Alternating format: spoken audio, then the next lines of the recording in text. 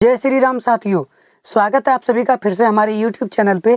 तो आज मैंने बात करने वाला हूँ प्रधानमंत्री आवास योजना के ऊपर। ठीक है, चाहे आप ग्रामीण क्षेत्र में हो या फिर शहरी क्षेत्र में। ठीक है, पहला जो पेमेंट आने वाला है यानी कि ग्रामीण जो सर्वे हो रहे हैं, इसके कारण अभी शहरी क्षेत्र में जो है वो लोगों का भी पेमेंट रुका हुआ है। यानी किसी को भी अभी प्रधानमंत्री आवास योजना का पैसा नहीं मिल रहा है। और जिसका अब पहले जियो टैग वगैरह हो गया था, उन लोगों का पैसा अभी क्या होगा नहीं होगा, सारा चीज़ डिटेल्स में अभी आप लोग को बताने वाला हूँ। ठीक है, पूरा वीडियो में बने रहिए, पूरा डिटेल्स में आप लोग को बताने वाला हूँ।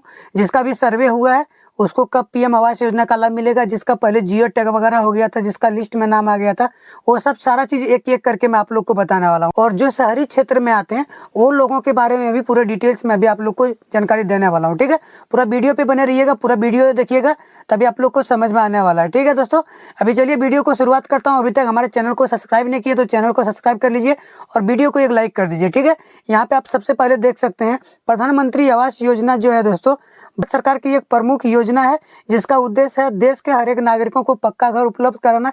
इस योजना के तहत आर्थिक रूप से कमजोर वर्ग, निम्न आय वर्ग और मध्यम आय वर्ग के परिवारों को वित्तीय सहायता प्रदान करना। यानी कि प्रधानमंत्री आवास योजना की तरफ से जो पैसा आप लोग को दिया जाता है, वो पैसा आप लोग को कुछ सहायता प्रदान करता है जिसके माध्यम से आप लोग घर बना सके। ठीक है, सरकार ये नहीं बोलती कि हम आपका घर बनाने में जितना खर्चा होंगे वो पैसा सब हम आपको पे करेंगे। ठीक है, हम आपको कुछ सहायता करेंगे, आप अपना पैसा उसमें कुछ मिला करके घर का निर्माण कीजिए। ठीक है, सरकार का कहना ये है जो गरीबी रेखा के नीचे हैं, जो मध्यम वर्ग के लोग हैं, चाहे वो ग्रामीण है, शहरी है, कहीं का भी रहने वाले हैं, ये सभी लोगों पे लागू होते हैं। ठीक है, और आगे में यहाँ पे आप लोग देख सकते हैं 1 अप्रैल से पहला, दूसरा और तीसरा किस्त ट्रांसफ़र कर दिया जाएगा। यानी कि जिसका भी सर्वे पहले हो चुके हैं और या फिर जो शहरी क्षेत्र में आते हैं और जिसका जियो टैग वगैरह पहले हो गया था, पहला पेमेंट आ गए हैं, उन लोगों का पेमेंट आ जाएंगे। ठीक है, सबसे बड़ा प्रॉब्लम यही है जो लोगों का पेमेंट आ चुका था, पहला पेमेंट, चाहे वो ग्रामीण क्षेत्र में या फिर शहरी क्षेत्र में, पहला पेमेंट आ गया था प्रधानमंत्री आवास योजना का और फिर से नया नियम लागू हो गया सर्वे का। तो सर्वे भी किया जा रहा है और जिसका पहला पेमेंट मिल गया था और उसका भी पेमेंट रुका हुआ था, जिसका पहला पेमेंट मिल गया था साथियों, उसको पीएम आवास योजना का पूरा पेमेंट दिया जाएगा। उसका सर्वे का प्रक्रिया नहीं किया जाए, वो सर्वे नहीं कर पाएंगे। ठीक है, उनको पैसा मिलेंगे। जो भी शहरी क्षेत्र में आते हैं उनका भी, जिसका भी पहला पेमेंट हो गया था उसको पेमेंट किया जाएगा। अप्रैल में, 1 अप्रैल से पेमेंट करना शुरू हो जाएंगे। जिसका पहला पेमेंट रुका हुआ था उसको पहला पेमेंट किया जाएगा, जिसका दूसरा पेमेंट रुका हुआ था उसको दूसरा पेमेंट किया जाएगा और जिसका तीसरा पेमेंट रुका हुआ था उसको तीसरा पेमेंट किया जाएगा। ठीक है, लेकिन जो ग्रामीण क्षेत्र में है, जिसका जियो टैग हो गया था, पहला पेमेंट हो गया, तो उन्हीं लोगों को पैसा मिलेगा। इसके अलावा किसी को पैसा नहीं मिलेगा। जिसका लिस्ट वगैरह में नाम आ गया था वो सारा लिस्ट जो था वो कैंसिल हो गया। अब सर्वे के बाद जो नया लिस्ट आएंगे उन्हीं लोगों को प्रधानमंत्री आवास योजना का लाभ मिलेगा। ठीक है, शहरी क्षेत्र में जो आते थे दोस्तों, वो लोगों का जो पैसा था वो बढ़ाया गया है सरकार की ओर से और उनका जो पेमेंट था, जो प्रोसेस था, जो प्रक्रिया था, सेम वही चीज़ होने वाले हैं। जिसका लिस्ट में नाम था उसको दिया जाएगा और जिसका भी पहले पेमेंट आ गया था, पहला पेमेंट, उसको दूसरा पेमेंट किया जाएगा। ठीक है, अप्रैल महीना से शुरुआत हो गए, 1 अप्रैल से ये प्रक्रिया शुरू होने वाला है। ठीक है, तो और आगे आप लोग को जानकारी देने वाला प्रधानमंत्री आवास योजना में नया जो आवेदन कैसे करवाएंगे, जो शहरी क्षेत्र में है या फिर जो ग्रामीण क्षेत्र में है, जियो टैग यानी कि वो सर्वे कैसे करवाएंगे। सर्वे यानी कि दोस्तों वहाँ साथ में जियो टैग हो जाते हैं। ठीक है, जो भी नया आवेदन वहाँ पे करवा रहे हैं, सर्वे करवा रहे हैं, साथ ही साथ उसका जियो टैग हो रहा है। ये जियो टैग के माध्यम से वहाँ पे लिस्ट में नाम आएंगे। जो अपात्र लाभुक होंगे उसको प्रधानमंत्री आवास योजना का लाभ दिया जाएगा, जो अपात्र लाभुक होंगे उसको प्रधानमंत्री आवास योजना का लाभ नहीं दिया जाएगा। ठीक है, जो अर्बन क्षेत्र में आते हैं उनको भी प्रधानमंत्री आवास योजना, जैसे कि सर्वे हो रहा है ग्रामीण क्षेत्र में, उसका भी सर्वे का प्रक्रिया किया जाएगा और वो लोगों को भी नया लिस्ट आने के बाद ही पेमेंट किया जाएगा। ठीक है, अब जो प्रधानमंत्री आवास योजना का पैसा आएंगे, ग्रामीण क्षेत्र और शहरी क्षेत्र में दोनों में पैसा बढ़ा के दिया जाएगा।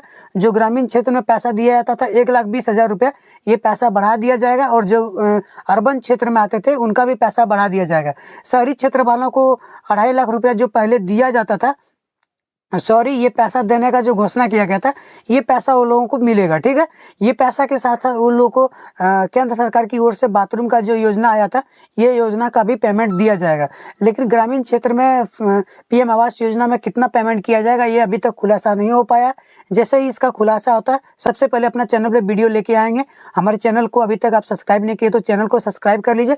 कुछ भी कमेंट में पूछना चाहते हैं कमेंट करके पूछ सकते हैं, हम आपको जानकारी दे देंगे। ठीक है, आगे मैं आप लोग को बताने वाला हूँ दोस्तों, वीडियो पे पूरा बने रहिएगा, पूरा वीडियो देखिएगा, एक एक चीज मैं आप लोग को जानकारी देने वाला हूँ। पीएम आवास योजना में जो नया सर्वे होने के बाद इसमें कुछ परिवर्तन कर दिए गए हैं दोस्तों। ग्रामीण और शहरी क्षेत्र में दोनों के लिए जो प्रधानमंत्री आवास योजना का जो पेमेंट किया जाता था, पहला पेमेंट, दूसरा पेमेंट, तीसरा पेमेंट, चौथा पेमेंट, कोई भी पेमेंट होता था, ये पैसा सबसे पहले जिला अधिकारी के पास आता था। जिला अधिकारी वहाँ पे जो पात्र लाभुक या फिर अपात्र लाभुक होते थे उनको पैसा नहीं देते थे, जो पात्र लाभुक होते थे उनको पैसा देते थे, ठीक है।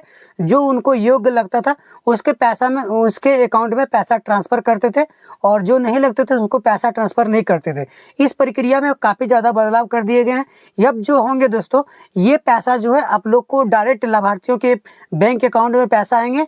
इसका जो छटनी का प्रक्रिया है, जियो टैग जैसे होंगे, जैसे कि अभी सर्वे किया जा रहा है, सर्वे के माध्यम से सबका छटनी का प्रक्रिया हो जाएंगे, जिसका लिस्ट में नाम आएंगे वैसे ही उन लोगों को पैसा डायरेक्ट लाभार्थियों के बैंक अकाउंट में आएंगे, और ये पैसा केंद्र सरकार की ओर से डायरेक्ट ट्रांसफर कर दिए जाएंगे। अब जिला में पैसा नहीं आएंगे, ये पैसा डायरेक्ट केंद्र सरकार की ओर से आएगा, और यहाँ पे लाभार्थियों को बहुत ही जल्द पैसा पेमेंट मिलने वाला है। पेमेंट मिलने में ज़्यादा परेशानी नहीं होगी।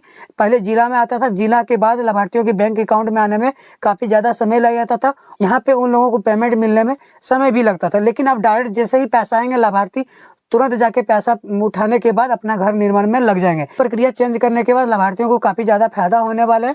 ये प्रक्रिया एक था, और दूसरा इसमें जो चेंज किया गया है, प्रधानमंत्री आवास योजना में ग्रामीण और जो शहरी पेमेंट किया जाता था, ये दोनों में और अर्बन क्षेत्र में तीनों का जो पेमेंट करने का प्रक्रिया था, तीनों अलग अलग समय सीमा पर पेमेंट किया था। लेकिन केंद्र सरकार ने एक बार में सभी को पेमेंट किया जाएगा। फर्स्ट पेमेंट जाएगा तो सभी के अकाउंट में जाएंगे, सेकंड पेमेंट जाएंगे तो सभी के अकाउंट में जाएंगे, थर्ड पेमेंट जो जाएंगे सभी के अकाउंट में जाएंगे। यानी कि किसी को पहला पेमेंट आ गया, किसी को चौथा पेमेंट आ रहा है, किसी को तीसरा पेमेंट, ऐसा नहीं होगा।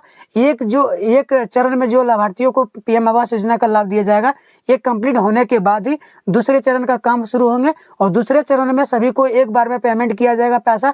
फर्स्ट पेमेंट, सेकंड पेमेंट एक बार में किया जाएगा, थर्ड पेमेंट एक बार में किया जाएगा, ठीक है।